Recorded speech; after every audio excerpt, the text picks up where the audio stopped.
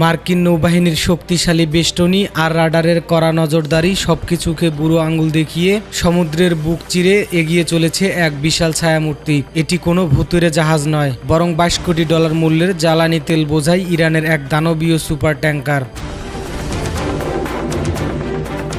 ট্যাঙ্কারট্রাকার্স.com-এর চাঞ্চল্যকর রিপোর্ট অনুযায়ী national Iranian tanker কোম্পানির মালিকানাধীন হিউজ নামক এই ভিএলসিসি জাহাজটি বর্তমানে ইন্দোনেশিয়ার লম্বক প্রণালী অতিক্রম করেছে। প্রশ্ন উঠেছে, মার্কিন স্যাটেলাইট আর পেন্টাগনের অত্যাধুনিক রাডার ফাঁকি দিয়ে কিভাবে 19 লাখ ব্যারেল তেলের এই খনি এশিয়া প্রান্ত মহাদেশীয় অঞ্চলে পৌঁছে গেল। সামরিক বিশ্লেষকরা বলছেন, গত 20 মার্চ জাহাজটি তার অটোমেটিক ট্র্যাকিং সিস্টেম বা এআইএস পুরোপুরি বন্ধ করে দিয়েছিল, যেন মাঝ সমুদ্রে হঠাৎ করে অদৃশ্য হয়ে গিয়েছিল এই বিশাল রণতরী। ডোনাল্ড ট্রাম্পের প্রশাসন যখন ইরানের তেল রপ্তানি শূন্যে নামিয়ে আনার কঠোর হুঁশিয়ারি দিচ্ছে, ঠিক তখনই এই সফল অভিযান তেহরানের এক বড় কৌশলগত বিজয় হিসেবে দেখা দিচ্ছে।